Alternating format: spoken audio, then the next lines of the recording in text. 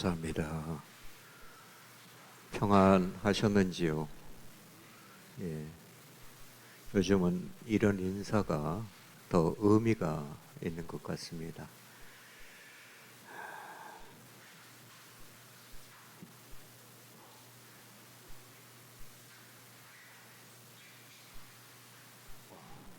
제가 가방을 좀 갖다 주시겠습니까? 원고를 다른 거를 가져와서 가방은 저 위에 있는데 죄송합니다. 조금만 기다려 주십시오.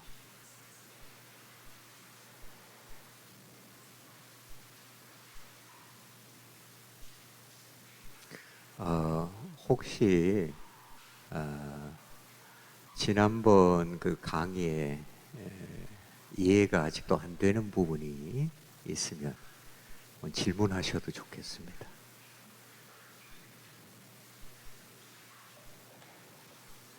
제가 한 가지를 마지막 결론적으로 말씀을 못 드린 것 같아요. 구원에 세 시제가 있다고 말씀을 드렸죠. 구원의 과거, 그리고 구원의 현재, 그리고 구원의 미래. 이 구원의 시작이라고도 할 수 있겠죠. 그러면 시작된 게 뭐죠? 중생, 그리스도의 연합이 앞이겠죠. 중생, 그 다음에 칭이 의롭게 되는 거, 죄사함 받고, 그리고 양자됨, 우리가 하나님의 자녀된 것, 그리고 성화도 즉각적으로 이루어진 게 있다고 그랬죠. 근본적 성화. 그러니까 구원의 시작, 과거는 이게 일어났다고 볼 수 있겠죠. 그러면은 구원의 현재, 구원이 또 현재 진행형이라고 그랬죠. 진행돼야 하는 면은 뭘까요? 이건 변화가 없죠. 한번 중생하고 연합하고, 그리고 의롭다함을 받고 하나님의 자녀 되고, 그리고 근본적인 성화가 일어나고 우리가 새 사람이 된 거, 그것도 변화가 없어요. 그럼 다른 거는 뭐예요? 다른 거는 여기는 이제 근본적인 성화라면 이거는 다 똑같아요. 근본적인 성화까지도 똑같아요. 플러스 뭘까요? 점진적인 성화가 이루어져야죠. 그죠? 점진적인 성화가 달라요. 점진적 성화. 그리고 마지막에 구원의 완성, 미래는 어떻게 될까요? 우리가 한번 중생하고 연합하고, 그리고 새 사람이 되고 하나님의 자녀가 되고, 이건 변화가 없죠. 다 똑같아요. 그럼 다른 건 뭘까요? 다른 거 어떻게 돼야 우리 구원이 완성되죠? 완전 성화죠. 완전 성화. 그냥 이면이 다르다, 이렇게 볼 수가, 정리를 할 수가 있겠죠.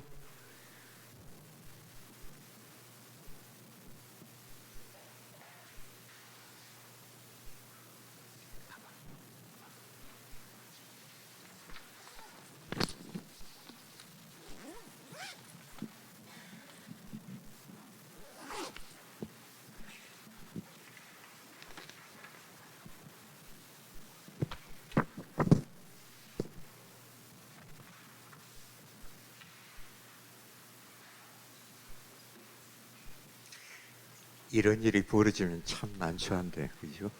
그래도 다행히 이제 가까운 곳에 있어서 다행입니다.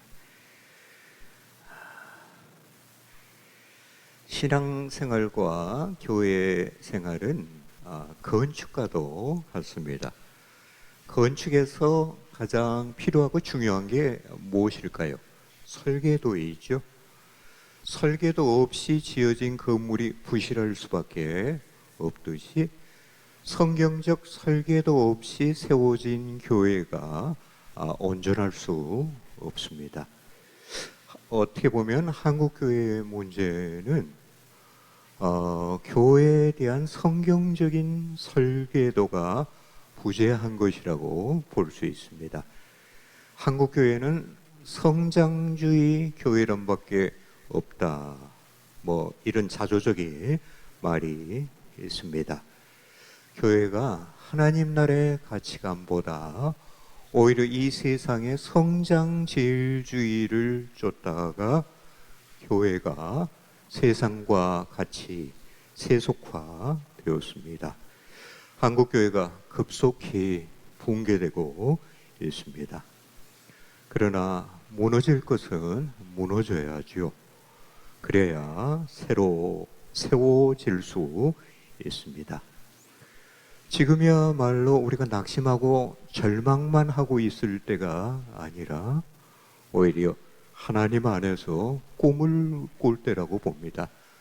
하나님이 원하시는 교회의 꿈을 꿀 때입니다. 아인슈타인이 이런 말을 했죠. 우리가 상상하지 못하면 우리는 이루어낼 수 없다고 했습니다. 아인슈타인의 발명이 있기 전에 그것은 그의 상상에 존재했죠. 모든 창작물이 현실화되기 전에 그것은 인간의 상상과 아이디어와 그 생각에 존재합니다. 멋진 건축물이 세워지기 전에 그것은 건축가의 아이디어에 그리고 상상에 존재하지요. 아름답고 건강한 교회가 세워지기 위해 현실화되기 전에 그것은 우리의 마음과 꿈에 태동되어야 하죠. 건강하고 영광스러운 교회의 꿈을 갖지 않은 사람, 비전을 품지 않은 사람은 결코 영광스러운 교회를 세울 수 없습니다. 교회관이 바로 정립되지 않은 채 교회 생활하는 분들이 많습니다. 현대 문화뿐만 아니라 현대 교회의 특징은 개인주의라고 할 수 있습니다. 그래서 신앙생활도 개인주의적으로 하죠. 그래서 우리 신앙생활에 중요한 것은 우리 개인의 구원, 개인의 신앙 성수, 그리고 우리 가족이 잘 되는 거, 복 받는 거. 교회는 그것을 위해서 부수적으로 존재하는 공동체 정도로 생각합니다. 그래서 개인에게 유익이 없다고 생각하면 이 교회를 얼마든지 옮길 수도 있고 떠날 수도 있지요. 그래 요즘 가난한 교인들이 급증하는 거 아시죠? 거의 200만에 육박한다고 합니다. 가난한 교인이 뭔지 아시죠? 교회 안, 나, 가를 뒤집은 말이 가난한 교인이죠. 기존교회의 염증을 느껴서 실망해서 떠나는 사람들이에요. 우리 교회에 책임이 있죠. 교회가 새로워지면 그들도 돌아올 수 있을 것입니다. 그러나 성경은 그런 개인주의적인 신앙을 도무지 알지 못합니다. 바울의 가르침에 의하면 우리가 그리스도와 연합하는 것, 구원론에서 공부했죠. 그리스도와 연합하는 것은 그리스도의 몸인 교회와 연합하는 것, 거기에 접붙임을 받는 것을 의미합니다. 저번에도 말씀드린 것처럼 우리 팔이 몸에 붙어 있지 않으면 이 머리와 연결될 수 없는 것처럼 우리가 그리스도의 몸의 지체로서 멤버로서 그리스도의 몸에 붙어 있지 않으면 머리이신 그리스도와 연결될 수 없죠. 머리이신 그리스도로부터 생명력을 부여받을 수 없다 하는 것이죠. 그래서 초대교회에서부터 교회를 떠나서는 온전한 구원과 영적인 성숙이 있을 수 없다 하는 것을 가르쳐 왔죠. 장로교의 창시자라고 할 수 있는 칼빈 선생도 그리스도 몸된 교회를 떠나서는 우리들이 온전히 성숙할 수 없다, 온전한 구원에 이룰 수 없다고 가르쳤습니다. 헬베는 교회가 신자의 어머니다. 그리고 태아가 존재하고 자라는 어머니의 배, 모태와 같다 그랬죠. 그래서 우리 신자는 교회의 자궁에서 잉태되고, 그리고 교회의 탯줄을 통해서 영양을 공급받고 교회의 젖을 빨며 양육을 받는다 하는 것이죠. 그래서 이 그리스도의 몸된 교회를 떠나서 그리스도로 존재한다 하는 것은 불가능한 일이죠.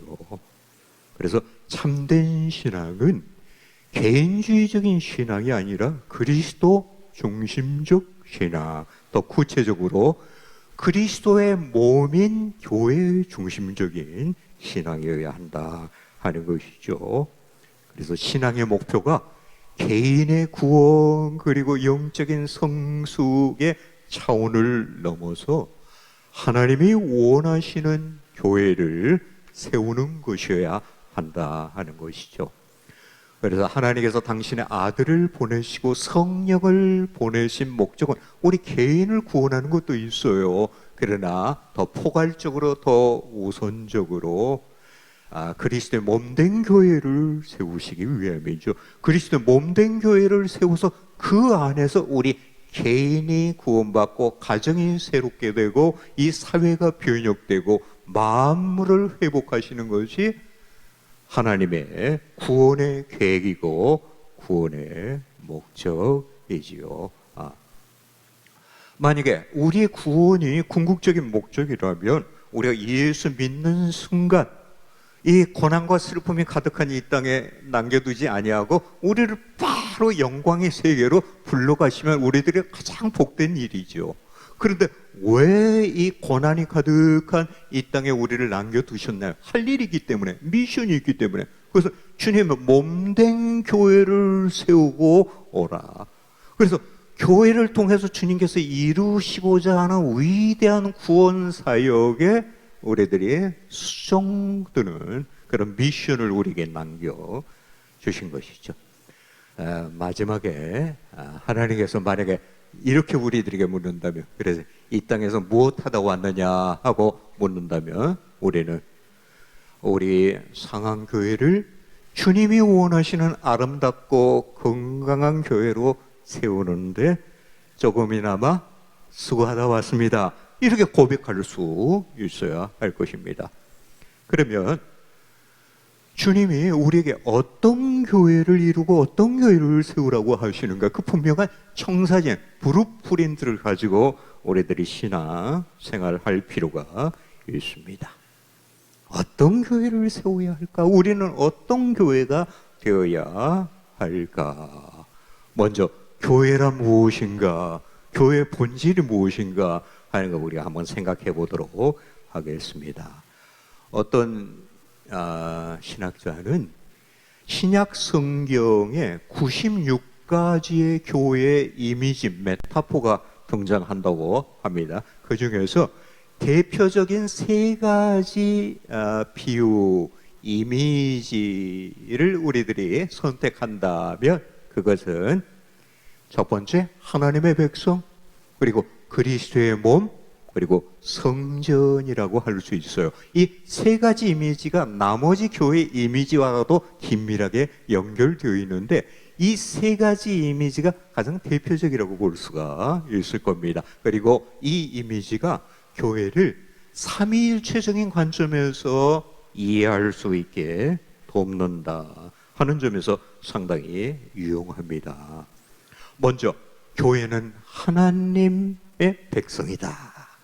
교회는 뭔가? 그럼 하나님의 백성이다, 이렇게 이해하시면 되겠습니다. 교회를 헬라어로 뭐라고 하는 줄 아세요? 에클레시아, 많이 들어보셨죠? 에클레시아라고 합니다.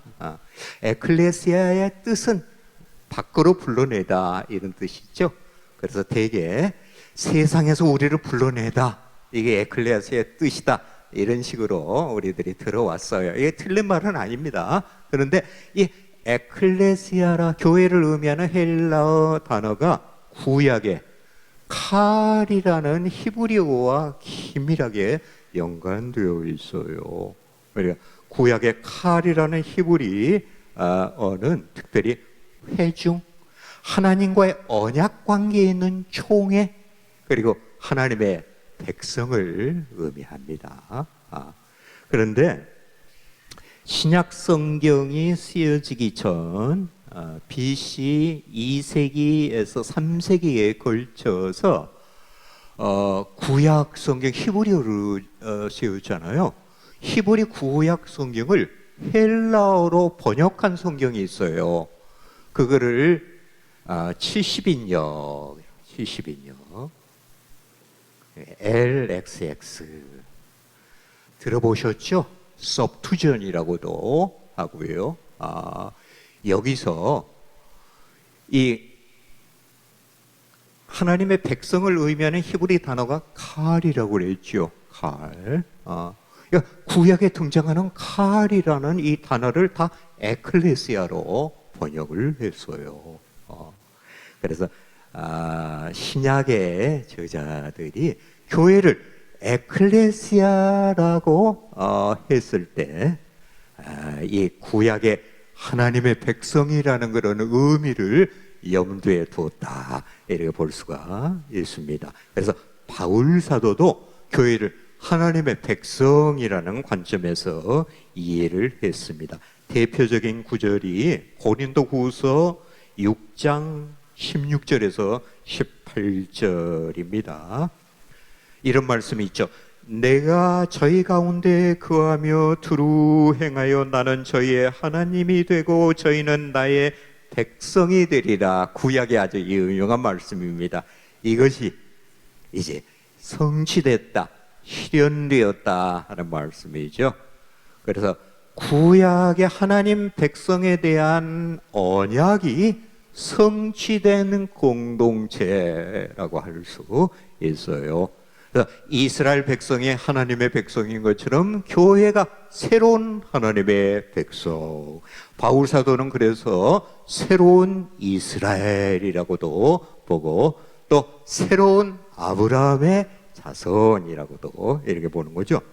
그래서 교회를 하나님의 백성이라고 볼 때 교회는 신약에 와서 갑자기 생긴 어떤 공동체가 아니라 그 뿌리가 구약에까지 깊이 내리고 있다 하는 것이죠. 교회의 구약적인 배경과 근거를 바로 이해할 수 있게 해준다. 그러니까 언약이란 맥락에서 이스라엘과 교회가 하나로 엮어져 있다, 연결되어 있다 하는 그런 관점을 우리들에게 이해하게 한다 하는 것이죠. 세대주의 신학자라는 이들이 있어요. 그들은 주장하기를 원래 교회는 하나님의 계획에 없던 것인데 이스라엘의 불순종으로 말미암아 하나님 나라의 도래가 지연됐기 때문에 어쩔 수 없이 그 공백을 메우기 위해서 임시 방편으로 교회가 세워진 것이다, 이렇게 주장을 해요. 그리고 현대 많은 진보주의 신학자들이 원래 하나님의 계획은 교회를 세우는 것이 아니라 하나님 나라를 건설하는 것이었다. 그래서 복음서에 보면 교회란 말이 두세 번밖에 안 나와요. 그러니까 하나님 나라라는 말은 100번 이상 나오거든요. 그러니까 예수님이 하나님 나라를 선포했어요. 그러니까 이 원래 하나님은 하나님 나라를 건설하려고 했지 교회를 세우려고 한 게 아닌데 하나님 나라가 금방 임하지 않기 때문에 제자들이 이 교회라는 공동체를 세우게 됐다, 이렇게 주장을 합니다. 그러나 교회는 구약에서부터 맹맥히 흐르는 하나님의 언약이 예수 그리스도 안에서 이제 성취됨으로 말미암아 이루어진 언약 공동체입니다. 새로운 하나님의 백성이에요. 구약의 새 언약이 그리스도로 말미암아 성취됨으로 이제 이루어진 새로운 하나님의 백성. 하나님께서 아브라함과 언약을 맺으셨죠. 내가 너를 복주어서 너로 말미암아 이 땅의 모든 민족이 복을 받겠다. 아브라함과 이스라엘 백성들을 통해서 그 언약이 온전히 성취되지는 않았죠. 이제 그리스도 안에서 교회를 통해서 아브라함의 언약이 더 온전히 성취된다고 볼 수 있죠. 하나님께서 새로운 하나님의 백성이 교회를 복주셔서 교회를 통해서 이 땅의 모든 민족에게 복이 전달되게 하시는 것, 그것이 우리를 구원하시고 또 교회를 세운 목적이라 이렇게 볼 수가 있겠습니다. 그래서 교회는 우리 인간이 모여서 이루어진 것이지만 교회의 시작은 인간이 아니라 오히려 하나님이죠. 하나님께서 우리를 불러 모아주시기 때문에 우리들이 모이는 것이죠. 그러니까 하나님의 부르심이 먼저 있어야죠. 하나님께서 부르시니와 언약을 맺으심으로 이제 언약 공동체, 당신의 백성들이 되는 것이죠. 부르심과 언약 전에는 뭐가 있을까요? 선택이 있죠. 선택. 그래서 교회는 우리를 무조건적으로 선택하신 하나님의 영원한 사랑의 발로이다 이렇게 볼 수 있습니다. 성자와 그리고 성부와 성자와 성령의 영원한 사랑의 흘러 넘침으로 탄생한 복된 공동체이다. 삼위 하나님의 영원한 사랑의 사귐과 교제로 초청을 받은 사람들, 영원한 그런 사랑의 대상으로 부름을 받은 사람들이라고 할 수 있습니다. 그래서 교회는 하나님의 새로운 백성이다. 새로운 언약 백성이다. 그 다음에 두 번째 교회에 대한 메타포 그리고 이미지가 성전이죠. 성전. 이 성전도 구약적인 그런 배경에서 교회를 이해하게 해주죠. 그죠? 그러니까 구약 성경에 중요한 어떠한 핵심적인 주제가 있다면 그게 성전이죠. 성전. 그러니까 하나님의 백성, 하나님의 나라 이런 주제가 신구약 성경을 하나로 어우러지게 하는 주제예요. 그죠? 또 성전이라는 것이 신구약 성경을 그냥 관통하는 그런 중요한 주제이기도 하죠. 그러니까 성경의 맨 앞부분에 창세기 2장의 에덴 동산이 최초의 성전이라고 할 수 있어요. 원형적인 성전. 성경의 맨 뒷부분에 요한계시록 21장과 22장에는 완성된 성전, 새하늘과 새 땅. 그러니까 어떻게 보면 신구약 성경 전체는 이 성전이 점점 발전되는 그런 역사라고도 볼 수 있죠. 최초의 성전 에덴 동산. 그러니까 구약의 성막과 성전은 원형적인 성전인 에덴을 그대로 반영하도록 그렇게 만들어줬어요. 그리고 완성된 성전, 종말의 성전인 새하늘과 새 땅을 바라보는 표상하게 되어 있다 하는 것이죠. 모세가 성막을 지었죠. 모세가 성막을 짓기 전에 하나님께서 어디에 강림하셨죠? 시내산 꼭대기에 빽빽한 구름과 불 가운데 강림하셨지요. 그 시내산 꼭대기가 하나님이 임재하시는 지성소와 같은 역할이죠. 그리고 그 지성소에 유일하게 들어간 대사장 역할을 한 게 모세지요. 그 꼭대기까지 올라가서 그 하나님의 임재를 경험한 이가 모세잖아요. 이스라엘 백성들이 시내산을 떠나서 광야를 지나갈 때 하나님의 임재가 그들과 함께하기 위해서 모세에게 성막을 만들라고 했죠. 모세가 성막을 완성하자 거기에 뭐가 나타났어요? 시내산 꼭대기에 나타났던 구름이 성막 위를 덮었고, 또 밤에는 거기 불이 그 가운데 있었고, 불과 구름이라는 상징이 또 재현되었죠. 그리고 성막 안에는 하나님의 영광이 충만하더라고 했습니다. 이게 하나님의 임재 상징인 것이죠.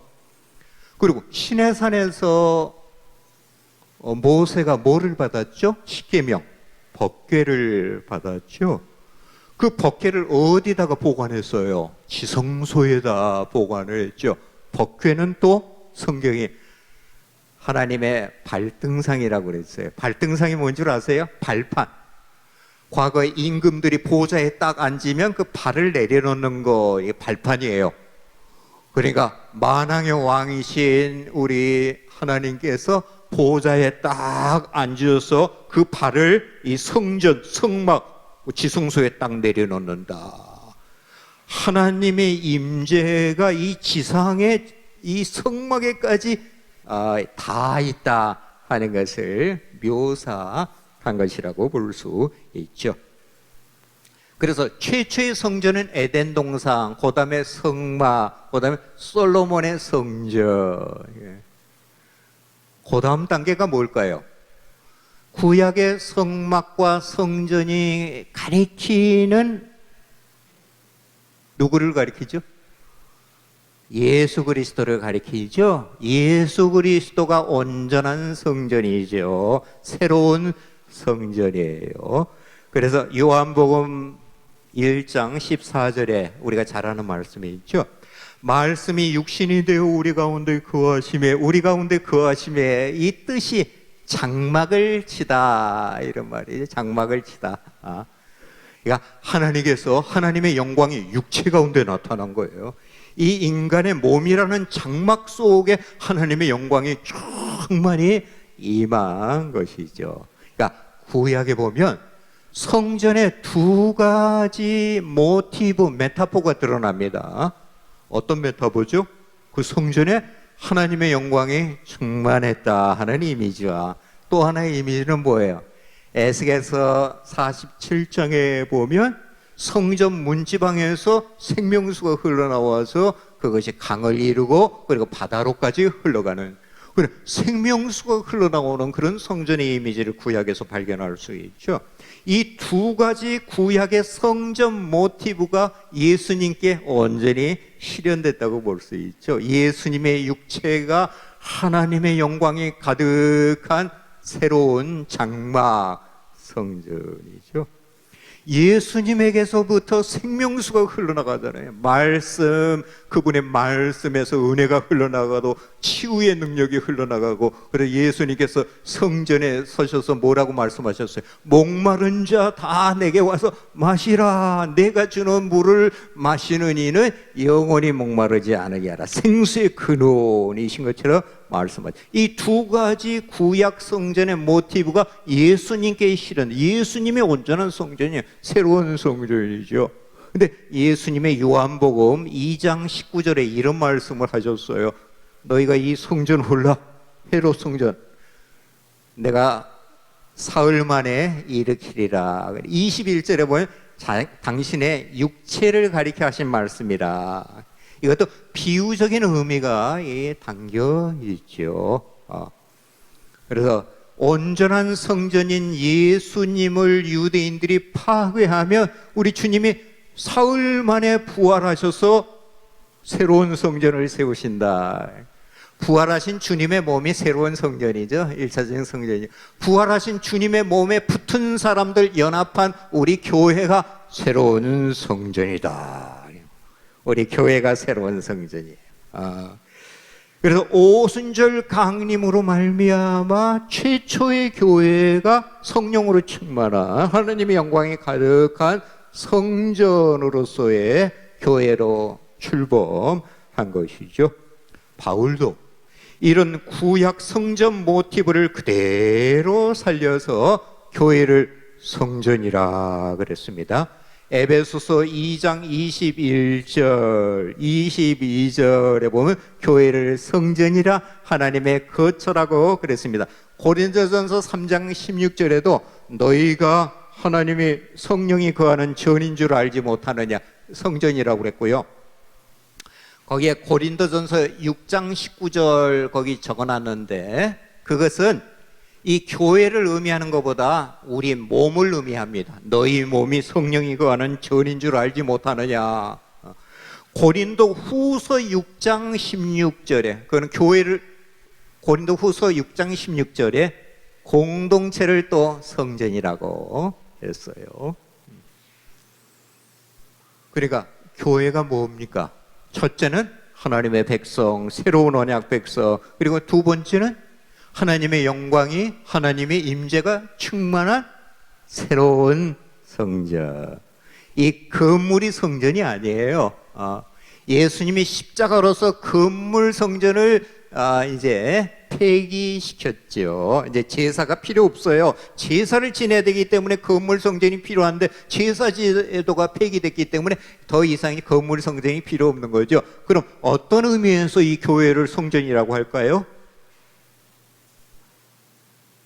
우리들의 모임이 성령이 충만히 임재하는 성전이에요. 공동체가 성전이에요. 그래서 우리들이 교회로 모이는 것은 공동체 성전을 세우라고 하나님께서 우리를 불러 모으시는 거예요.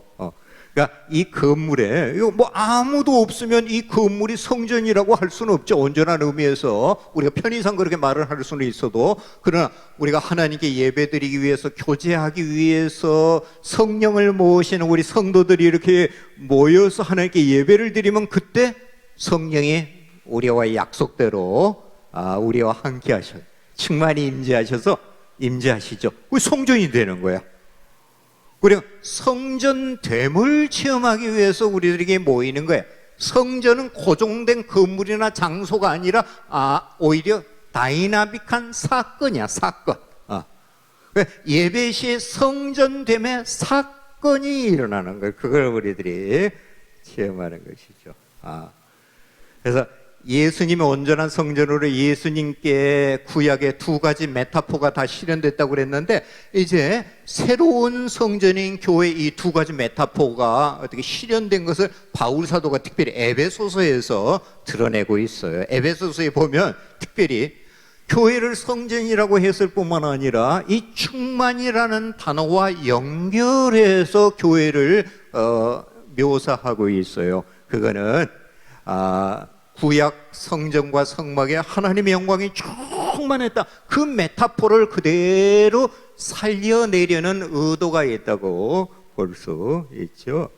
그러나 구약 성전에 하나님의 영광이 충만했던 것처럼 새로운 성전인 교회 공동체 하나님의 영인 성령이 충만해야 한다, 그런 의미에서 우리가 잘 아는 말씀 에베소서 5장 18절에 성령으로 충만함을 받으라, 이렇게 말을 하고 있습니다.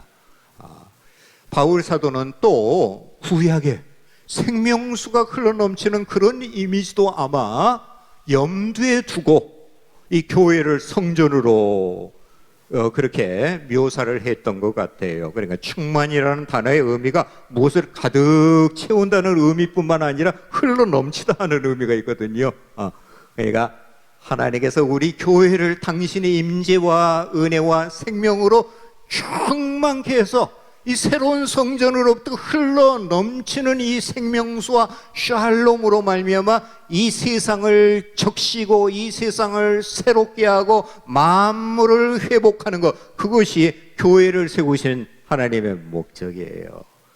에베소서 1장 23절에 그래서 교회를 정의하기를, 교회는 그의 몸이니 만물 안에서 만물을 충만케 하는 이의 충만이다 하는 종말론적인 비전을 우리들에게 제시하고 있지요.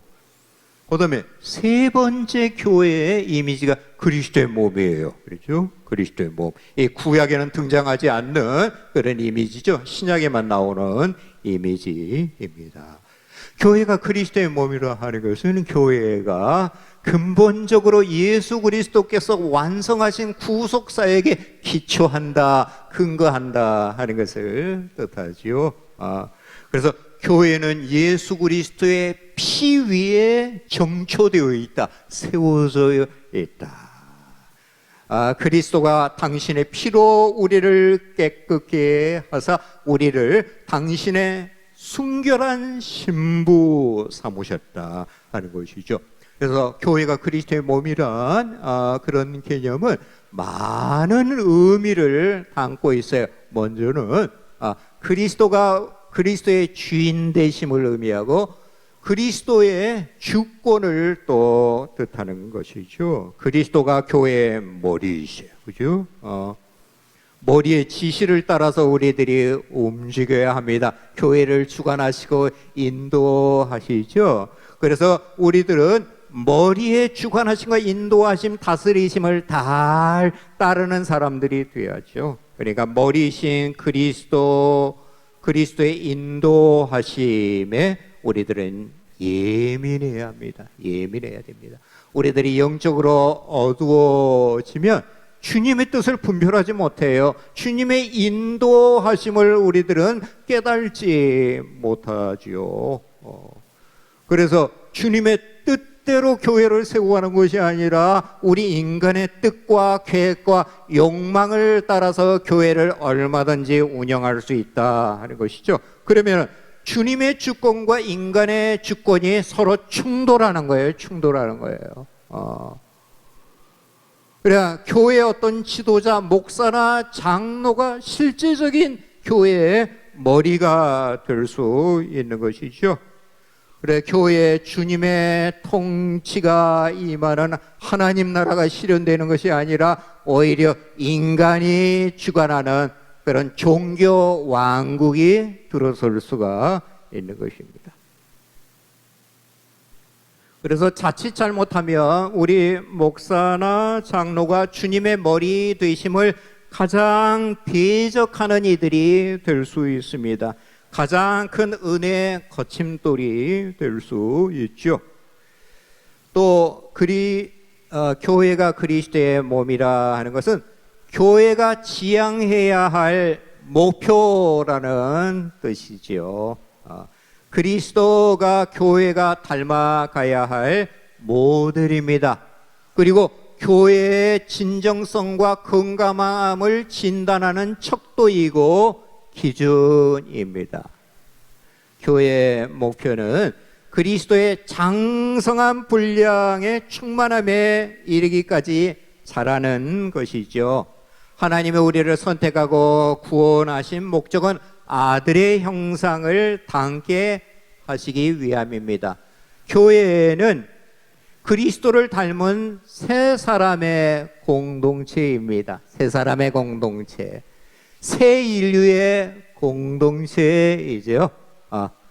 주님께서 이 땅에 오시는 것은 새 인류를 창조하시기 위함입니다. 이 교회가 새 사람의 공동체, 새로운 인류의 공동체지요. 우리 주님이 새 인류의 머리예요. 원조예요. 우리가 전에는 첫사람 아담에 속한 사람들이었는데 옛사람에 속한 사람들이었죠. 이제는 새 사람의 머리이신 그리스도와 연합함으로 새 사람의 반열에 서게 되었다. 새 인류에 속하게 되었다 하는 것이죠. 우리가 그리스도와 연합함으로 지난 시간에 제가 그런 말씀을 드렸죠. 그리스도와 연합한 것은 무엇을 또 의미한다고 그랬죠? 그리스도의 죽으심과 부활에 참여함을 의미한다 했죠. 우리 옛사람이 그리스도와 함께 죽고 이미 장사 지낸 바 되었어요. 우리 옛사람은 어떤 존재이죠? 죄와 사망의 세력의 지배를 받는 죄와 사단의 종이었던 우리 옛사람이 그리스도와 함께 죽었어요. 그죠? 이미 장사 지낸 바 되었어요. 우리는 새 사람으로 부활했죠. 그래서 새 사람은 어떤 존재예요? 죄와 사망의 권세 속박 가운데 있는 존재가 아니라 하나님의 은혜와 의의 지배를 받는 그리스도의 통치를 받는 그런 존재이죠. 그런 존재로 우리가 부활했다 하는 것입니다. 그래서 우리의 교회의 모든 사역과 삶의 센터를 예수 그리스도의 죽으심과 부활이 관통해야 하는 것이죠. 오직 그리스도의 교회와 연합해서 그리스도와 함께 죽고 부활한 사람만이 그리스도의 몸의 멤버가 될 수 있어요. 그래서 그리스도의 몸의 지체가 될 수 있는 그런 기본 자격은 그리스도와 함께 죽고 부활하는 것. 옛사람이 죽고 새 사람으로 부활한 사람만이 이 교회의 멤버십을 얻을 수 있는 거예요. 멤버십의 가장 기본적인 자격이라고 할 수 있죠. 그래서 교회에 들어오는 입교 예식 세례가 의미하는 게 뭐예요? 그리스도와 함께 죽고 부활했다는 것이죠. 교회의 사역자와 직분자가 될 수 있는 가장 기본적인 자질, 그리스도와 함께 죽고 부활한 거예요. 여러분, 지금 오늘날 교회의 문제는 뭐예요?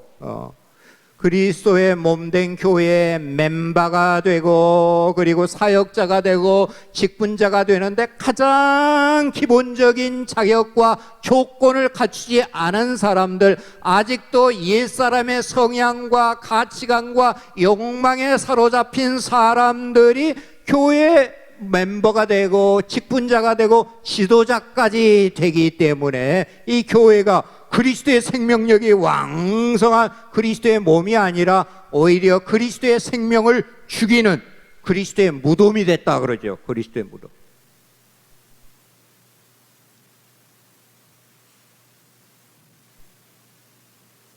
또 교회가 그리스도의 몸이라는 개념은 교회가 부활하신 그리스도가 활동하는 반경이다, 활동의 장이다, 이런 말이에요. 여러분, 교회가 그리스도의 몸이니 주님이 얼마나 당신의 몸을 위하시겠어요. 우선적으로 당신의 몸 안에, 교회 안에서 충만한 은혜로 역사하시는 거예요. 이 몸을 위해서, 몸을 건강하게 하기 위해서, 몸을 아름답게 하기 위해서 모든 은혜를 부어주시는 거예요. 그러니까 우리가 그리스도의 몸의 일원이기 때문에 하늘에 속한 모든 신령한 복을 누리게 되고, 그리고 부활의 생명력을 부여받는 것이죠. 성령으로 부활하신 주님이 우리와 함께 하셔서 부활의 생기를 불어넣으세요. 부활의 생기. 우리가 주일에 예배를 드리고 말씀을 듣고 그럴 때 그리스도의 말씀에는 부활의 생기가 깃들어 있는 거예요. 생기를 마셔야 돼. 이 세상에 어디서도 우리들이 경험할 수 없는 부활의 생기, 말씀과 함께 우리들에게 이제 제공되는 것이죠. 우리 말에도 입김이 깃들어 있잖아요. 그죠? 막 침도 튀겨나가고 그러잖아요. 그리스도의 말씀에 그리스도의 생기가 함께한다. 성령의 은혜가 함께한다 하는 것이죠. 주님이 당신의 몸 안에서 우선적으로 임재하시고 역사하시고 몸을 위해서 충만한 은혜로 함께 하신다. 또 교회가 그리스도의 몸이라는 것은 교회가 그리스도의 사역의 연장이다. 영어로 말하면 익스텐션이라 이런 말이에요. 그러니까 그리스도가 교회 안에 충만히 임재하시고 우리에게 복을 내려주실 뿐만 아니라 이 교회를 통해서 그리스도가 또 일하세요. 이 땅 위에서. 그러니까 그리스도의 사역이 부활로 끝나버리는 게 아니라 이제 성령으로 우리 교회 가운데 임재하셔서 교회를 통해서 또 일하세요. 그런 의미에서 몸이에요. 몸. 주님이 과거에 육신을 입고 이 땅에서 일하신 것처럼 이제는 교회라는 공동체를 새로운 몸으로 입고 이 땅에서 일하시는 거예요. 그러니까 교회가 주님께서 존재하고 활동하는 또 다른 방식, 새로운 방식이라고 할 수 있죠. 주님의 과거에 육신을 입고 하나님 나라의 복음을 전하신 것처럼 지금 교회를 통해서 하나님 나라의 복음을 전하시죠. 육신을 입고 사람들을 자유케 하고 치유하신 것처럼 지금 새로운 교회라는 몸을 통해서 사람들을 구원하죠, 치유하죠, 자유케 하는 그런 사역을 하신다. 주님께서 육신을 입고 하신 사역은 무엇이죠? 구속사역, 중보사역이죠. 우리를 위해서 십자가에서 피를 흘리신 거예요. 그러면 교회라는 새로운 몸을 입고 이 땅에서 일하시는 사역은 뭐예요? 그 구속사역, 중보사역의 열매와 효력들을 이 땅에 전달하는 그런 사역을 하는 거지요. 그러니까 성격이 완전히 달라요. 그걸 비교를 할 수 없어요. 그런데 어떤 면에서는 주님이 교회를 통해서 일하는 것이 한 단계 더 업그레이드 됐다고 말할 수도 있어요. 어떤 면에서 그럴까요? 주님께서 육신을 입고 계실 때는 아직 십자가와 부활로 말미암아 새 언약이 완성되지 않았어요. 그래서 주님이 육신을 입고 계실 때 우리들에게 새 언약의 은혜를 풍성하게 부어주실 수가 없었죠. 새 언약의 영, 성령을 보내실 수가 없었어요. 그러나 우리 주님께서 십자가 부활을 통해서 그의 사역을 다 마치신 후에는 우리들에게 새 언약의 영, 성령을 보여주고 그 안에서 새 언약의 은혜를 충만히 누리게 하셨죠. 그러니까 베드로가 이 새 언약의 영, 성령으로 충만해서 복음을 전하니까 그냥 그의 복음을 듣고 그냥 3,000명이 꼬꾸라져서 회개했어요. 놀라운 사건이죠. 주님이 못한 일을 베드로가 한 거예요. 그 강팍한 유대인들 주님의 말씀을 그렇게 많이 듣고 그리고 주님이 행하시는 놀라운 기적을 보고도 믿지 아니하고 오히려 강팍해져서 주님을 십자가에 못 박은 그 사람들이 베드로의 설교 한 편에 다 무너진 거예요. 무슨 일이 일어난 거예요? 베드로의 실력이 아니죠. 베드로와 함께한 새 언약의 영, 성령의 능력이 베드로를 통해서 역사한 것이죠. 베드로를 통해서 부활하신 주님이 역사하신 것이라고 이래 볼 수 있어요. 그런 의미에서 주님께서 나를 믿는 자 내가 하는 일을 저도 할 것이고 나보다 더 큰 일도 하리라. 주님께서 행하신 구속사역을 우리 행할 수 없어요. 중보사역을 행할 수 없어요. 그러나 그 중보사역의 열매를 전달하는데 어떤 면에서는 주님도 못하신 그런 사역을 우리가 할 수 있다. 이게 놀라운 비밀이 그리스도의 몸이라는 그런 개념에 담겨 있어요. 바울 사도는 에베소서에서 충만이라는 단어를 그리스도의 몸 그리고 성전이라는 교회의 이미지와 연관해서 표현함으로 교회 우주적인 갱신 사역의 특성을 이렇게 부각시키고 있다. 세상 사람들이 보기에는 교회가 뭐 보잘것없는 그런 공동체인 것 같지만 하나님의 구원의 뜻과 계획에서는 교회가 만물을 새롭게 하고 만물을 그리스도 안에서 통합하게 하는 센터와 같은 그런 역할을 하는 거예요. 그러니까 그거를 우주적인 갱신 사역이라고 하는 거죠. 여러분 주님의 구원을 너무 개인 구원으로만 축소시키면 안 되죠. 주님의 구원 사역은 우주 만물을 새롭게 하는 것이고 우주 만물을 새롭게 하는 사역의 가장 핵심적인 역할을 하는 게 이 교회라. 교회가 그렇게 영광스럽고 위대한 것이다 하는 것입니다. 그래서 충만이라는 단어를 에베소서에서 유난히 많이 사용한 것을 볼 수 있죠. 그리스도의 몸이라는 이미지와 성전이라는 이미지를 결부시켜서 교회가 어떤 것인가 하는 청사진을 우리들에게 그려주고 있죠. 아까도 말씀드린 것처럼 에베소서 1장 23절에 교회는 그의 몸이니 만물 안에서 만물을 충만케 하는 이의 충만이다. 이것도 충만이라는 표현이 몇 번 등장하죠. 그 다음에 또 에베소서 3장 19절에 보면 바울 사도가 기도하기를 하나님의 모든 충만으로 충만해지기를 원한다. 충만.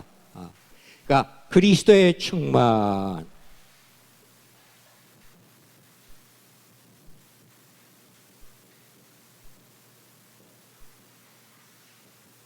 그래요. 하나님의 충만, 성부 하나님을 의미하죠. 하나님의 충만. 그 다음에 에베소서 5장 18절에는 성령으로 충만함을 받으라. 성령의 충만. 에베소서의 말씀은 성령에 의해 충만해져라. 이렇게 정확히 해석할 수 있어요. 그러니까 성령으로 인해서 무엇으로 충만해지겠어요? 성령이 우리 안에 충만히 임재하시면 부활하신 그리스도로 충만해지죠. 성부 하나님의 모든 충만으로 충만해지는 것이죠. 그리고 또 성령으로도 충만해지는 것이죠. 이런 관점에서 볼 때 교회를 삼위일체적인 관점에서 이해할 수 있게 된다. 아까 세 가지 메타포도 마찬가지예요. 하나님의 백성은 누구의 관점? 성부 하나님의 관점. 그리스도의 몸은 성자 하나님의 관점. 성전이라는 이미지는 성령 하나님의 관점. 그래서 그런 이미지는 교회를 삼위일체적인 관점에서 이해하게 한다. 이런 말씀을 근거로 볼 때 교회를 한마디로 정의하면 어떻게 될까요? 교회는 삼위 하나님이 충만히 임재하는 공동체, 삼위 하나님이 충만히 임재하는 새로운 성전, 하나님이 다스리는 천국 공동체. 이러한 교회의 정의 우리를 마음에 새기고 우리가 신앙생활을 한다면 예배드리는 자세나 이런 모든 것이 좀 우리가 달라지겠죠. 그래서 교회는 인간이 모여서 이루어진 것이지만 그러나 그 근원으로 거슬러 올라가면 삼위 하나님이 우리를 선택하시고 우리를 부르시고 삼위 하나님이 계획하시고 삼위 하나님이 세우시고 삼위 하나님이 임재하셔서 우리를 축복하시는 놀라운 공동체이다. 이러한 관점을 우리들이 이해해야 하겠습니다.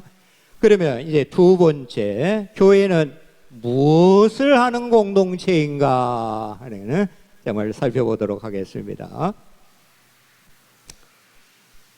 먼저 교회는 말씀 공동체이죠.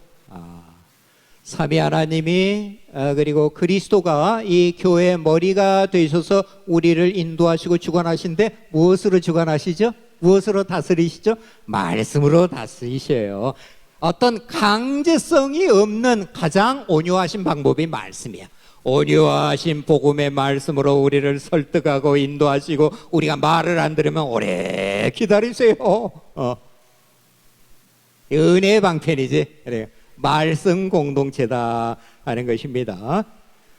교회가 성령이 충만한 성전이라고 했는데 여러분 뭐 성령의 임재는 보이지가 않죠. 느껴지지도 않아요. 그래서 실감이 나지 않습니다.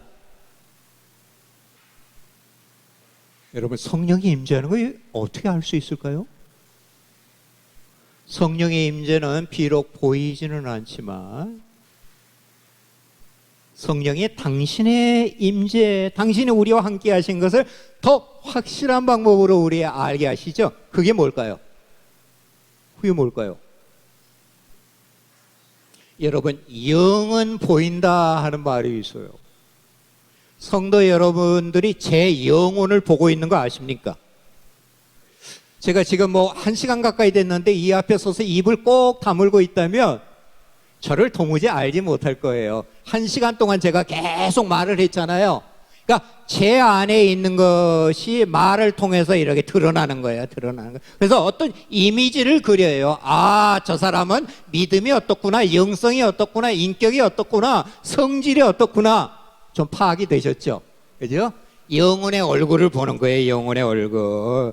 그러니까 이 말이 그 사람의 영혼을 들여다보는 창문이라고 그러잖아요. 말을 통해서 우리 안에 감춰졌던 영혼이 밖으로 드러나는 거예요. 그러니까 성령도 마찬가지예요. 성령 보이지는 않지만 그분의 소리가 있어요. 그분의 목소리가 있어요. 말씀이 있어요. 그리스도의 말씀을 통해서 성령님께서 당신의 임재를 드러내시죠. 당신의 얼굴을 드러내시죠. 드러냈어요. 여러분 그래서 이 말씀을 이렇게 듣는 것은 이 귀로만 듣는 게 아니라 우리들의 마음으로 그 말씀을 통해서 비추는 주님의 얼굴을 어렴풋이 보는 거예요.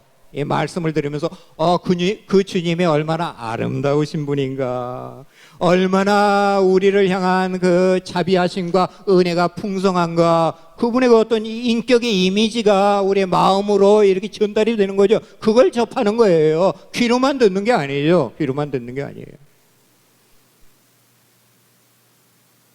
어떤 설교에서는 아름다운 주님의 얼굴이 이렇게 드러나고 어떤 설교에서는 미혹의 영의 얼굴이 슬쩍 드러나, 어떤 설교에서는 욕망으로 일그러진 설교자의 인격의 얼굴이 쓱 드러나. 근데 그거 보지 못해.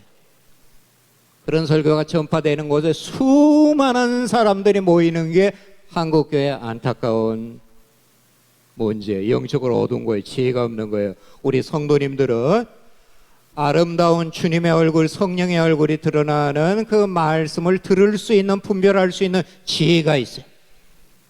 우리 목사들은 아름다운 주님의 얼굴이 드러나는 그런 설교를 하기를 힘써요. 참 어려워요. 저도 잘 못해요. 그래 우리 목사들을 위해서 불쌍히 여기시고 우리 목사들을 위해서 기도해 주시기 바랍니다. 그래서 이 교회에 하나님이 충만히 임재 계시는데 하나님의 충만한 임재를 어떻게 알 수 있겠어요? 하나님께서, 성령께서 말씀하시는 인격으로 우리와 함께 하시죠. 말씀하시는 인격. 그래서 켈빈 선생은 말을 하기를 그리스도의 말씀을 전하는 설교자와 전도자를 통해서 주님이 당신의 임재와 얼굴을 드러내신다. 그래서 주님께서 마치 이 앞에 서서 말씀하시는 것처럼 설교자와 전도자를 통해서 말씀하신다. 그 전도자의 입을 당신의 입으로 삼고 말하는 것처럼 말씀하신다. 하나님께서 천사를 통해서 말씀하시지 아니하고 비천한 인간의 언어와 메신저를 통해서 말씀하시는 것, 그걸 하나님의 어눌하심이라고 그랬어요.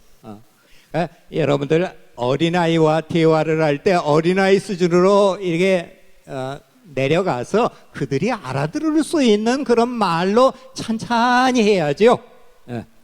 하나님께서 이 비천한 인간의 언어를 통해서 우리들에게 말씀하신 지극히 낮아지심이에요. 우리 수준으로 내려오신 거예요. 그런데 하나님께서 이런 방법으로 우리를 말씀하신 건 우리들은 좀 우습게 보기가 쉽죠. 그러니까 이런 방식, 인간의 언어를 통해서, 메신저를 통해서 하나님께서 말씀하시기 때문에 하나님의 말씀의 영광과 권능이 어떤 사람에게는 감춰지는 거예요. 여러분, 우리를 놀래 까무러치게 하는 방법, 밤에 그냥 천사가요 나타나가지고 말씀을 하셨다. 여러분들 그거 원하십니까? 그거 별로 은혜스러운 방법 아니에요. 그럼 제명에 못 살아요.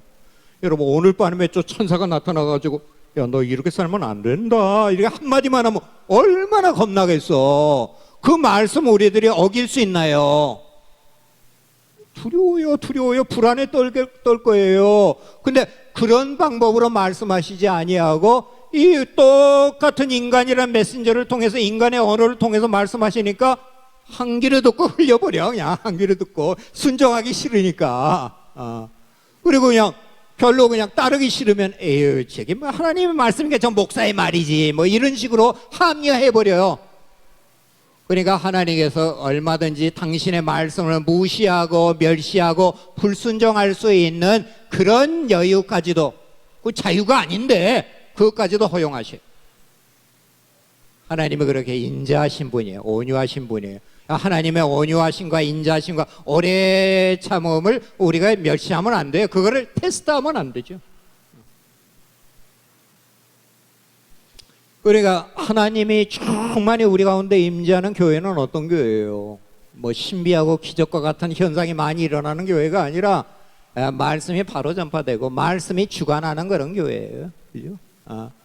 성령 충만은 어떤 신비 충만이 아니에요. 감정 충만도 아니에요. 열정 충만도 아니고 성령 충만은 뭐예요? 말씀 충만.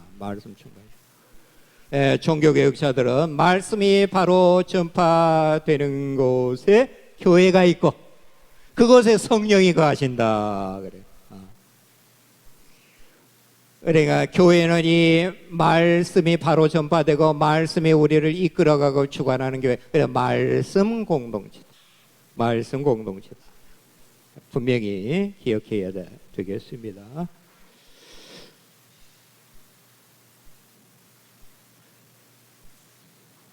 성령은 항상 말씀과 함께 역사하십니다. 말씀을 통해서 주님의 얼굴빛을 우리들에게 비추시죠. 하나님께서 첫 번째 창조하실 때 먼저 빛을 비추셨어요.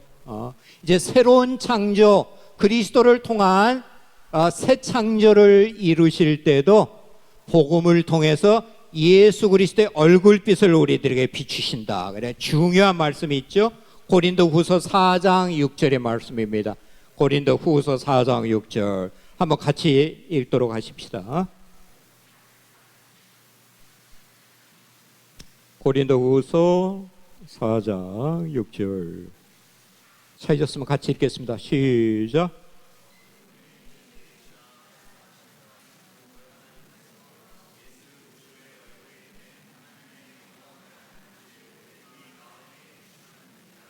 예. 어두운 데서 빛이 있으라 말씀하신 그분, 하나님의 창조기사를 말하는 것이죠. 그러니까 예수 그리스도의 복음을 통해서 예수 그리스도의 얼굴빛을 우리들에게 비추시는 것, 첫 창조와 대비되는 새 창조를 의미합니다.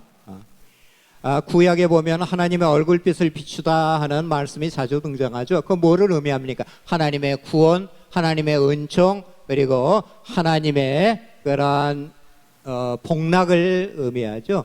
하나님께서 우리들에게 복 주실 때 당신의 얼굴빛을 비추시죠. 얼굴빛을 비추신과 함께 모든 은혜가 따라옵니다. 성령의 역사가 임하게 되는 거죠. 하나님의 우리를 향해서 그리고 교회를 향해서 얼굴빛을 감추는 게 심판의 시작이에요. 성령은 말씀을 통해서 우리의 어두운 마음에 주님의 얼굴빛을 비추십니다. 이것을 이제 교리적인 그런 용어로 성령의 조명이라고 하지요. 우리 개혁교회에서는 이 성령의 조명을 아주 가장 중요한 성령의 역사로 그렇게 봅니다. 그래서 복음은 하나님의 얼굴빛에 대한 증거라고 할 수 있죠. 복음이 뭐예요? 우리 죄인을 향한 하나님의 무서운 진노의 얼굴빛이 이제는 예수 그리스도의 보혈로 말미암아 완전히 바뀌어졌다 하는 것이죠. 우리 죄인들을 향해서 무한한 사랑과 기쁨의 얼굴빛으로 변화됐다. 그거를 증거하는 것이 복음이라고 할 수 있죠. 하나님께서 십자가 위에 예수님께 우리 죄에 대한 모든 진노를 다 쏟아부으셨어요. 그래서 십자가에서 우리를 향한 하나님의 진노가 진정되었어요. 그 피로 우리의 모든 죄가 씻음을 받고 우리가 하나님 앞에 의롭다함을 얻었어요. 우리의 진노의 대상에는 우리들이 영원한 하나님의 기쁨과 사랑의 대상이 되었다. 이 복음이라 하는 것은 진노의 눈빛으로 우리를 보던 하나님이 무한한 기쁨과 사랑의 눈빛으로 우리를 보고 계시다. 그 눈빛 안에 살고 있다 하는 그런 증거지요. 얼마나 복된 그런 소식입니까? 우리를 보고 우리가 아직도 허물이 많지만 예수 그리스도의 보혈로 씻김을 받고 그 의의 옷을 입었기 때문에 우리가 주님 보시기에 너무도 아름다운 거야. 너무도 어여쁜 거예요. 사랑스러운 거예요. 그래서 우리를 보고 기쁨을 이기지 못하여 즐거이 노래하시는 하나님, 그런 하나님을 우리들이 섬기고 있다 하는 것입니다. 어떤 이는 복음을 듣는데 이 성령의 조명이 없어요. 그래 아직도 어두워요. 이 복음의 사실을 지적으로 이해는 하는데 복음의 이 진리를, 내용을 관념적으로는 이해를 하죠. 그 교리적인 믿음이라고 그래요. 교리적인 믿음이 필요해요. 믿음의 한 요소예요. 그러나 그거는 충분한 믿음, 온전한 믿음이라고 할 수 없는 것이죠. 여러분, 밋밋한 개념으로만 아는 대상을 사랑할 수 있나요? 온 마음을 다해서 밋밋한 개념으로만 아는 대상을 섬길 수 있나요? 여러분, 아름답다는 개념만 가지고는 우리 마음에 어떤 감동이 잘 일어나지는 않죠. 마음의 설레임이 일어날 수가 없어요. 끌림이 우리 안에서 일어날 수가 없죠. 우리 청년이 어떤 아름다운 처녀를 보고 홀딱 반했다 그랬을 때 아름답다 하는 것을 마음의 감각으로 느끼게 되는 것이죠. 여러분, 우리가 하나님의 말씀을 들을 때 귀로만 듣는 것이 아니라 마음으로 본다 그랬죠. 우리 마음에 눈이 있어요. 그래서 바울 사도는 기도할 때 저희들의 마음의 눈을 밝히사, 이게 성령의 조명이에요. 성령의 조명. 마음의 눈이 밝아져야 돼요. 복음을 아무리 들어도 이 마음의 눈이 어두우면 이 복음의 진리, 우리를 향한 그 주님의 아름다운 사랑의 얼굴빛을 깨달지는 못하는 거야. 그 은혜를 우리들이 마음으로 깨달지를 못하는 것이죠. 여러분, 하나님께서 우리의 마음의 눈을 만드셨어요. 그 마음의 눈으로 가장 존귀하고 가장 아름답고 가장 영광스럽고 사랑스러운 분을 볼 수 있는 마음의 눈을 만드셨죠. 전에는 우리가 눈이 어두워서 그분을 보지 못했어요. 알지 못했어요. 그래서 성령으로 우리 눈이 밝아져서 우리가 지금까지 보지 못했던 그 아름다운 분을 볼 수가 있게 된 거죠. 여러분, 아름다운 대상을 보면 눈이 자꾸 그쪽으로 가잖아요. 마음이 끌리잖아요. 이와 마찬가지로 우리의 눈이 열려서 아름다운 존귀한 대상을 알게 되면 자꾸 눈이 끌리는 거예요. 마음이 가는 거예요. 하는 거예요. 왜 여러분들이 이렇게 그냥 이런 가운데서도 이 말씀을 들으러 오시고 예배 드리러 오시고 하나님의 임재를 찾고 기도하시고, 이게 뭐예요? 다 끌리기 때문이죠. 마음이요. 마음이 끌리기 때문에 아름다우신 분, 그분을 좀 더 알기 위해서. 여러분, 사랑하는 연인들은 상대의 얼굴을 보기까지는 참 만족이 없죠. 주님의 얼굴 보기 원합니다. 우리가 천국에 가기 원하는 그 이유가 뭐예요?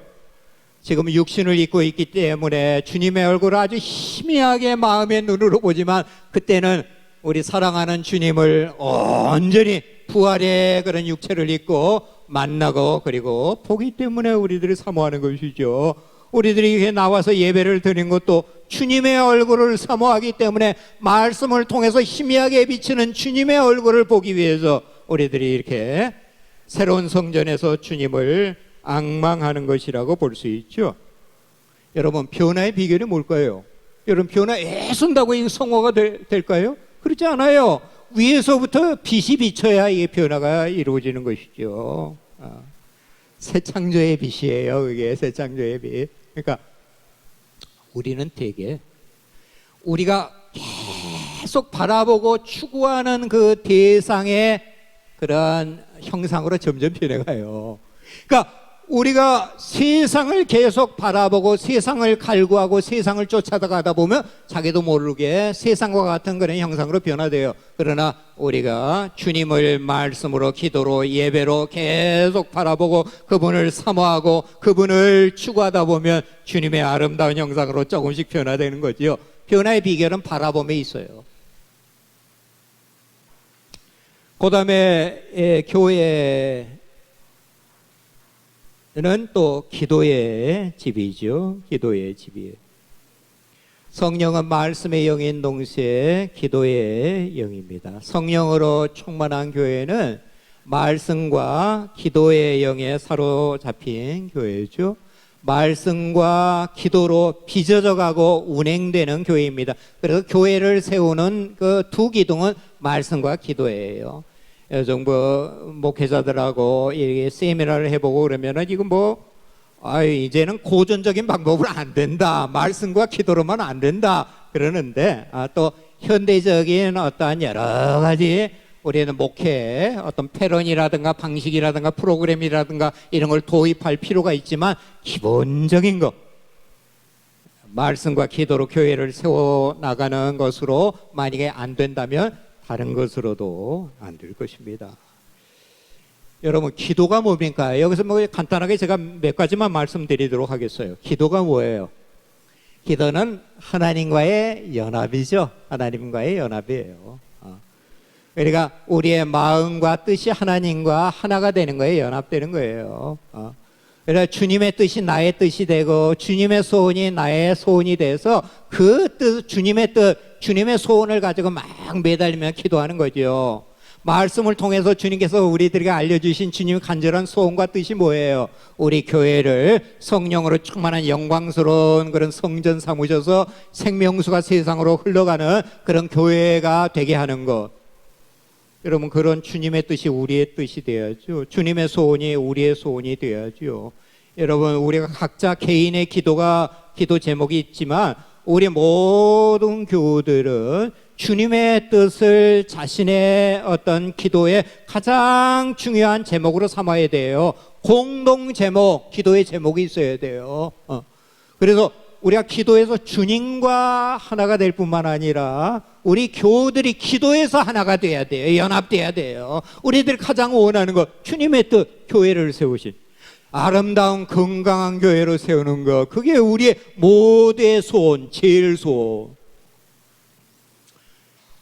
여러분 기도를 움직이는 것은 우리들의 제일 소원이죠. 우리는 제일 소원을 기도하는 거예요.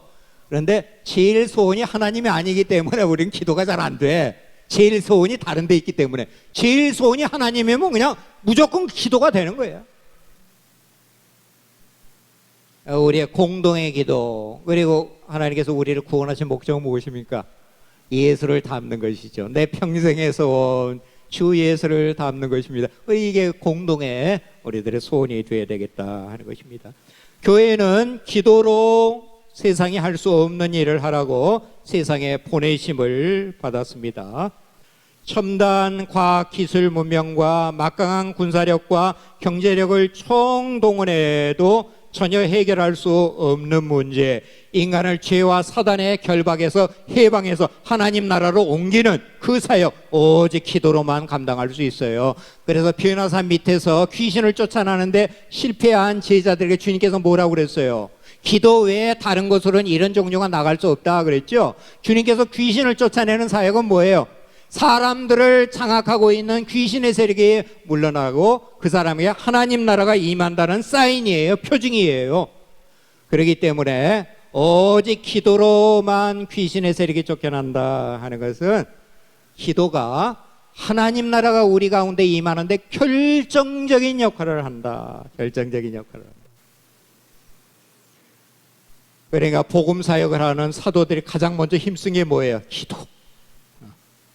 기도와 말씀하는 일에 우리들 전무하리라 그랬죠. 기도가 없으면 말씀 사역도 능력이 없어요. 효력이 없어요. 열매가 없다 하는 거죠. 우리가 말씀과 기도로 우리는 이미 그리스도와 함께 하늘에 안침받았다고 그랬죠. 우리 교회는 승천에 근거합니다. 우리 교회의 모든 사역도 승천에 근거해요. 그리스도와 우리가 하늘에 안침받은 존재들이죠. 우리들에게 하늘의 권세가 주어졌어요. 이 하늘의 권세를 우리들이 구체적으로 행사하는 방법이 기도예요. 기도. 기도를 통해서 이 세상 사람들을 사로잡고 있는 죄와 사단의 세력이 무너지고 그들에게 해방의 은혜가 임하고 그들이 하나님 나라로 옮겨지는 역사가 일어나는 것, 오직 죄와 사단의 권세를 분쇄하는 하늘의 권세가 기도의 채널을 통해서 우리에게 역사할 때만 가능하다. 기도가 인간이 보기에는 너무도 미미하고 비효율적이고 시간 낭비 같고 바보짓 같이 보이지만 그러나 하늘의 권세, 하나님의 강력이 역사하는 유일한 채널이다.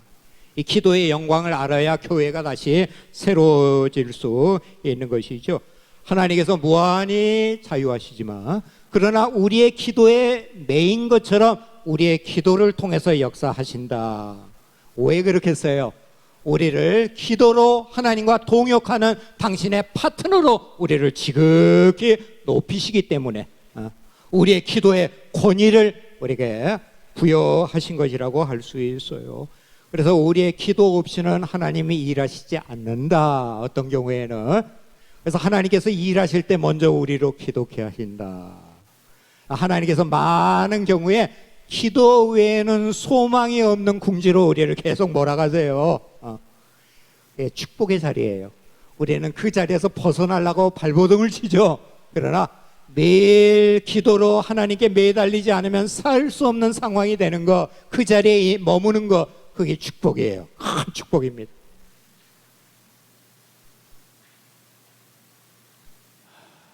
(14분) 남았네요. 조금만 죄송합니다. 제가 이렇게 막 말이 이렇게 빨라지고 이 양은 있는데 이래 좀 빨리 끝내야 되기 때문에 말이 좀 빨라져서 죄송합니다. 또 교회는 예배 공동체이죠. 교회에서 하는 가장 중요한 일이 예배이죠. 교회의 모든 중요한 사역이 예배에서 이루어집니다. 말씀 선포, 기도, 신앙 고백, 찬양, 성례가 모두 예배 중에 행해지는 것이죠. 그래서 예배가 그 교회의 얼굴이라고 할 수 있어요. 예배에서 그 교회가 건강한 교회인지 아니면 사이비 교회인지 그 정체가 드러나게 되는 거죠. 예배에서 그 교회가 따르는 신앙과 그리고 신학과 전통이 반영됩니다. 예배에서 그 교회의 영적인 수준과 상태가 드러나게 되죠. 우리는 우리들의 영적인 수준 이상의 예배를 드리지 못한다 하는 말이 있습니다. 그래서 예배를 드려보면 그 교회가 어떤 교회인가 하는 것을 짐작할 수 있게 되죠. 예배를 드리면 그 하나님을 사모하는 그런 모습들, 말씀을 경청하는 그런 모습들을 우리들이 엿볼 수 있습니다. 그래서 예배가 전도의 장이에요. 어떤 사람이 처음 이 교회를 방문해서 예배를 드려보고 이 교회에 계속 나올 것인지 결정을 하게 되죠. 예배가 너무 삭막하고 은혜가 되지 않으면 전도에 실패한 것이나 마찬가지입니다. 예배는 우리 인간이 드리지만 그러나 예배는 하나님으로부터 시작됩니다. 세상에서는 사람들이 자신이 예배할 대상을 선택하지요. 그런 종교를 선택해요. 그러나 진정한 예배는 하나님이 자신을 예배할 사람들을 친히 선택하십니다. 그래서 부르시죠. 그리고 예배할 수 있는 자격을 갖추어 주십니다. 우리는 하나님을 예배하는 자로 특별히 선택을 받은 사람들이죠. 왕 같은 제사장으로 부름을 받았습니다. 우리는 온 인류를 대표해서 하나님을 예배하도록 선발된 사람들입니다. 우리가 예배드림으로 우리 자신만 복 받는 것이 아니라 이 세상이 우리로 인해서 복을 받는 것이죠. 하나님께서 인간을 창조하신 목적은 하나님께 예배, 하나님께 영광을 돌리기 위함이죠. 그런데 이 땅에 하나님께 영광을 돌리고 하나님께 예배드리는 사람이 아무도 없다면 하나님께서 이 세상을 보존할 이유가 없는 거예요. 우리 소수라도 하나님께 예배자로 선발돼서 하나님께 온전한 예배를 드릴 때 하나님께서 이 세상을 보존하고 이 세상을 축복하시는 것이죠. 그래서 어떤 면에서 보면 뭐 이렇게 코로나가 도는데도 저 인간들은 이렇게 모여서 그냥 예배를 드리느라고 헛수고한다 이렇게 비난하지만 우리가 이렇게 하나님께 왕 같은 선지자의 직분을 온전히 수행해서 하나님께 온전한 예배를 드리기 때문에 자기들도 지금 살아남는 거예요. 그리고 복을 받는 거예요. 그걸 모르는 거지.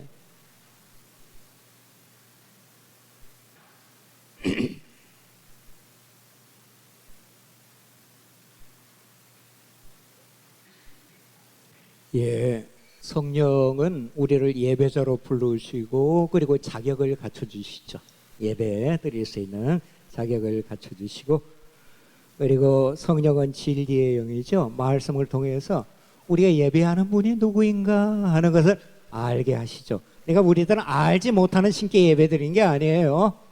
분명히 우리가 잘 아는 분에게 그리고 성령께서 이 구원의 진리 그리고 구원의 놀라운 은혜 그 풍성한 생명이 뭔가 하는 것을 알게 하시죠. 그래서 우리들이 무엇을 예배해야 되고 무엇을 감사해야 되고 무엇을 찬양해야 하는가 하는 것을 알게 하시죠. 말씀으로 당신의 놀라운 은혜와 그리고 뜻을 알게 하심으로 우리 마음이 그분을 향하게 합니다. 하나님을 욕망하게 하죠. 하나님을 사랑하게 하죠. 그런 의미에서 우리 모든 인간은 안 믿는 사람들도 다 예배자예요. 예배자. 우리 인간은 자신이 가장 사랑하는 것, 가장 욕망하는 것을 예배하게 돼 있어요. 그러니까 세상을 가장 욕망하는 사람, 세상을 가장 사랑하는 사람들은 세상 신을 자기도 모르게 예배하고 있는 것이죠. 여러분, 자본이 지배하고 있는 이 사회에서 하나님의 가장 막강한 라이벌은 만몬이라는 돈이라는 신이죠. 돈이 어떻게 보면 하나님과 같은 전능성을 가진 것 같아요. 돈이면 이 사회에서 안 되는 거 없잖아요. 하나님도 우리들에게 안겨주지 못하는 안락과 쾌락과 그리고 여러 가지 부귀를 안겨주잖아요. 그러니까 돈이라는 만몬신이 하나님보다 더 사람들을 감동시키는 거야. 감동시키고, 그래서 사람들이 하나님보다 돈에 더 헌신하게 만드는 거죠. 미치도록 돈을 쫓아가게 만드는 것이죠. 우리는 여기 교회에서 예배를 드리지만 세상 사람들은 세상에서 예배를 드려요. 나름의 쇼핑몰에서 예배를 드리죠. 쇼핑몰 지나다니면서 신상품을 이렇게 보고 이제 거기에 눈이 끌려요. 마음이 또 끌려요. 그 신상품들이 무언의 설교를 해요. 야, 이거를 살면 얼마나 편리해질까, 얼마나 행복해질까. 그래서 마음이 열리게 하고 주머니가 열리게 하고 거기다 헌금 내고 그리고 기쁨으로 그거를 돌아오는 거예요. 예배드리고. 그걸 세속 예전이라고 하는 것이죠. 우리도 우상 숭배자였는데 성령님께서 참된 하나님을 알게 하셔서 하나님을 예배하게 하셨으니 얼마나 감사한 일이에요. 네. 또한 이 예배의 클라이맥스는 성령이 우리가 예배하는 대상이 우리 가운데 임재하게 하신다. 성령 안에서 우리가 예배 드리는 삼위 하나님이 우리 가운데 임재하시죠. 여러분, 왜 멀리서부터 이 교회까지 와서 예배를 드려야 하나요? 막 집에서 인터넷으로 편하게 예배 드리면 될 텐데 왜 그래야 되나요? 지금 뭐 영상으로 예배 드릴 또 필요가 있죠. 그러나 그건 정상은 아니에요. 우리가 모여야 돼요. 왜 모여야 돼요? 아까도 말씀드린 것처럼 우리가 모일 때 성령님도 우리와 함께 모여주세요. 그래서 성정됨, 성령이 충만히 임재하는 성전되는 사건을 체험하기 위해서 모여야 합니다. 여러분, 개인적으로 고립돼가지고 아무리 성령의 은혜를 구하고 기도해도 성령으로 충만하기 어려워요. 성령 충만이라는 것은 공동체적인 개념의 체험이에요. 우리가 모였을 때 예배 드릴 때 체험하게 되는 것이죠. 그래서 하나님께서 빨리 했더니 목까지 치웠네. 제가 웬만하면 목이 안 쉬는데 하나님께서 우리를 주일에는 교회로 공동체 성전으로 부르셔서 하나님께 예배하고 그리고 성도가 서로 교제하게 하시죠. 하나님께서 예배하라고 우리를 공동체 성전으로 모으는데 뿔뿔이 흩어져서 자기 일 하고 있으면 하나님의 임재 스스로 단절되는 것이죠. 그리고 또 하나님께서 예배 드린 후에 우리를 가정으로 세상으로 파송하시고 우리와 함께 하셔서 흩어지는 성전, 이동 성전의 역할을 하게 하시죠. 그런데 예배만 딱 드리고 세상에서 하나님과 상관없이 산다면 그것도 하나님의 임재에 역행하는 일이다 하는 것입니다. 목사님 조금 남았는데 여기까지 하고 제가 뭐 다음에 혹시 또 기회가 있으면 죄송합니다. 이게 강의 안배를 제가 웬만하면 잘 하는데 예배 중에 성령이 충만히 임재하시고 또 우리의 교제 가운데 성령이 충만히 임재하시죠. 그래서 성령님은 교제 영이십니다. 우리가 성령의 충만한 은혜 가운데 살기 위해서 고립된 가운데 나와서 교제 속으로 들어가셔야 돼요. 공동체 속으로 들어가셔야 돼요. 그래서 혼자는 절대 할 수 없는 게 신앙생활이에요. 우리는 무리를 지어서밖에 살 수 없는 그런 존재를 하나님께서 부르셨어요. 그래서 주님께서 우리를 자주 작은 무리들이다 그랬잖아요. 우리들이 고립되어 있으면 약해져요. 한없이 약해요. 우리 안에 죄와 사단의 세력은 더 강해지고 우리 안에 성령의 역사는 더 약화돼요. 그러나 우리들이 연약하지만 연합되어 있으며 성령의 역사는 더 강해지고 죄와 사단의 세력은 더 약화된다 하는 것입니다. 그래서 우리들이 거대한 죄와 세상과 사탄의 세력 개인적으로는 이길 수 없어요. 연합전선을 펴야 되는데 다 각기 전투를 하는 거야. 그러니까 패할 수밖에 없는 것이죠.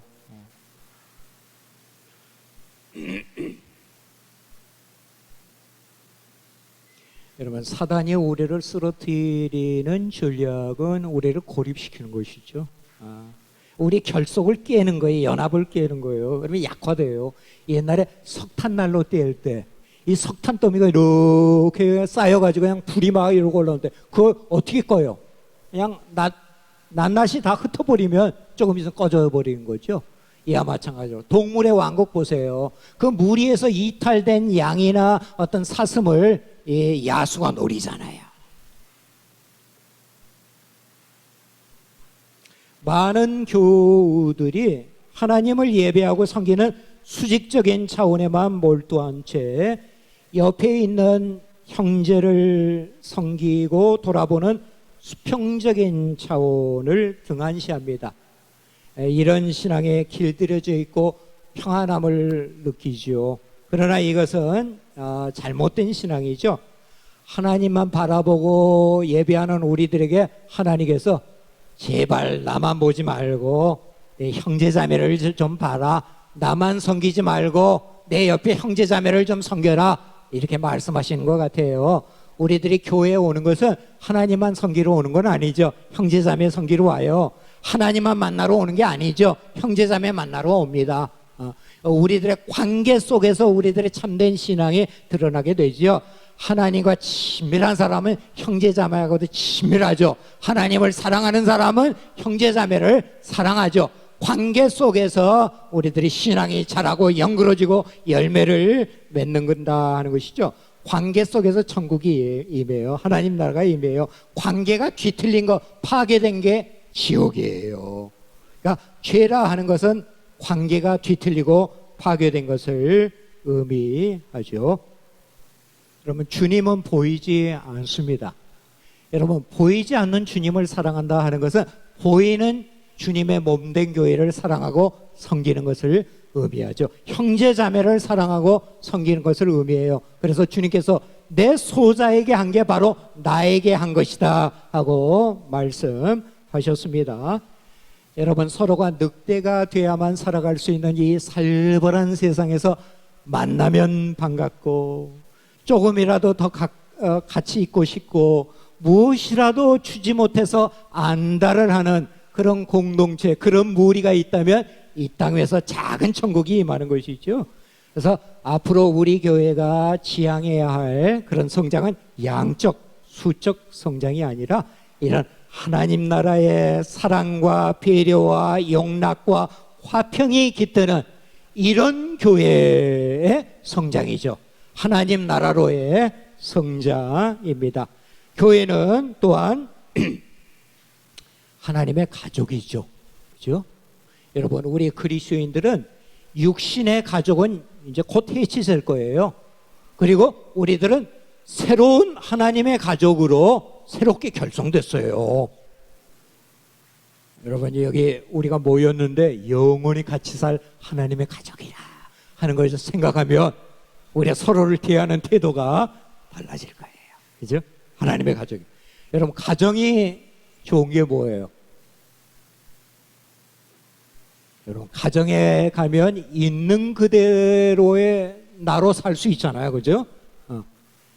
이제 아무 옷이나 파자마 바람으로 있어도 되고 메이크업, 변장을 다 지워도 되고 얼마나 편해요. 있는 그대로의 나의 모습이 받아들여지고 용납받고 자유롭게 나로 살 수 있는 것, 그 가정이야. 하나님의 가족인 교회도 그래야죠. 그래야죠. 여러분, 우리는 세상에서 그냥 가면을 다 쓰고 살아요. 교회 하나님의 가정에 와서만은 하나님 앞에 가면을 벗고 서로 앞에 가면을 벗을 수 있는 그런 공동체가 돼야 하는 것이죠. 우리의 가면을 벗기에 가장 안전한 공동체가 돼야 돼. 근데 우리의 가면을 벗기에 가장 위험한 공동체가 교회일 수 있어요. 우리의 가면을 벗어서 우리의 허물이라도 드러나면 입방아의 공세 뼈도 못 추리는 살벌한 공동체가 될 수 있는 거죠. 그러니까 막 가면을 더 두껍게 쓰는 거야. 신앙생활하면서 가면 더 두꺼워져. 여러분, 신앙생활 잘못하다 보면 자아를 잃어버립니다. 가면을 벗어야 참된 자아를 찾는 거예요. 하나님의 가정인 교회에서는 서로 가면을 벗을 수 있게 서로를 용납해주고 사랑함으로 자신들의 얼굴, 참된 얼굴을 찾고 그리고 참된 얼굴로 살아가는 그런 공동체, 하나님 나라의 공동체, 참된 성화가 이루어지는 것이라고 할 수 있습니다. 마지막으로 이 선교 공동체죠. 선교 공동체. 그러니까 교회는 하나님의 영광이 충만한 성전으로 하나님의 탁월한 아름다움과 그리고 그 영광을 세상에 반영하고 생명수를 세상에 흘러보내는 선교 공동체가, 그리고 교회는 선물 공동체가 되어야 한다. 그러니까 이 세상에 가장 귀한 선물, 복음의 선물, 성령의 선물, 제사함의 선물, 그리고 하나님 나라의 선물을 제공해주는 공동체, 교회밖에 없어. 교회밖에 없어. 그래서 교회가 세상에 가장 기여하는 방법은 교회 자체가 하나님 나라의 공동체가 되는 거예요. 하나님 나라가 실현되고 하나님 나라의 은혜를 세상에 반영하고 그리고 흘러보내는 그런 공동체가 되는 것이죠. 그리고 우리 교우들이 세상 속에 이제 미션의 삶을 살아야죠. 미션. 그러니까 교회 안에만 우리의 영성과 신앙이 갖춰져서는 안 되고, 교회 안에서는 성령으로 충만한 분들이 그렇게 많은 것 같은데 주중에 세상 속에서는 성령으로 충만한 사람을 보기가 드물다, 이런 말이 있잖아요. 세상 속에서 이동성전으로, 흩어지는 성전으로 살기 위해서는 항상 하나님과 동행하는 삶을 살아야죠. 여러분, 하나님과 동행하는 사람이 얼마나 복됩니까? 존귀하신 영광스러운 하나님이 우리 추하고 비천한 죄인과 함께 해주시는 것, 얼마나 영광이에요. 그러니까 마지막에 우리의 고백이 그럴 거예요. 하나님이 이 땅에서 이 비천하고 추한 그런 죄인과 함께 해주신 것 영광이었습니다. 감사합니다. 이런 고백이 우리들에게 있겠죠? 예, 마쳤습니다. 3분 지났습니다.